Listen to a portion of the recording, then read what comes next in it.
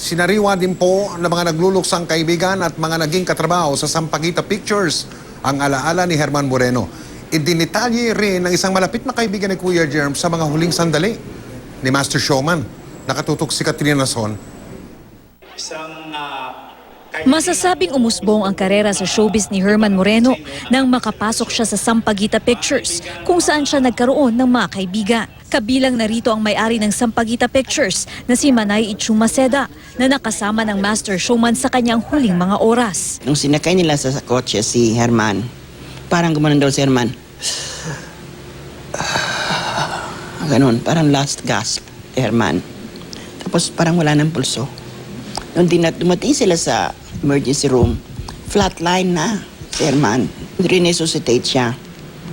Mahinang-mahina na raw si Kuya Germs. Bakas sa mukha nito ang hirap.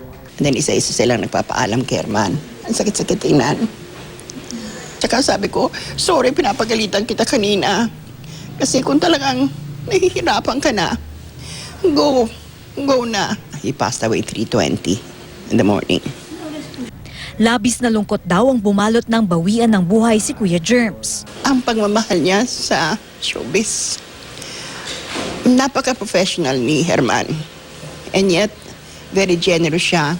Kasi sabi niya sa akin, alam mo Manay, sabi niya, nung nag-uumpisa ako, janitor ako, telonero ako sa Clover, may mga tumulong sa akin. Sabi niya, at naabot ko kung anong meron ako ngayon dahil sa kanila, gusto kong i-share ito. Mananatili rin daw sa Sampaguita Compound, ang lugar na kanyang pinagsimulan ang mga alaala nito.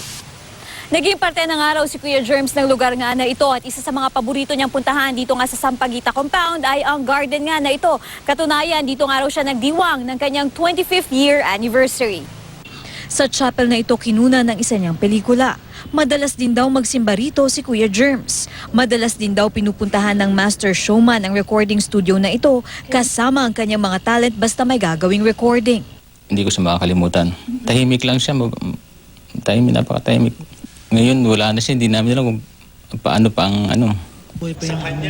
Naging emosyonal din ang veteran actress na si Gloria Romero na ilang beses din nakasama ni Kuya Germs sa mga pelikula sa Sampaguita Pictures. Masayang-masaya kami. There were so many happy moments in our togetherness sa Sampaguita. Kaya hindi pa ako masyadong nakakatulog kasi ang lungkot-lungkot talaga. Katrina Son, Nakatutok, 24 Oras.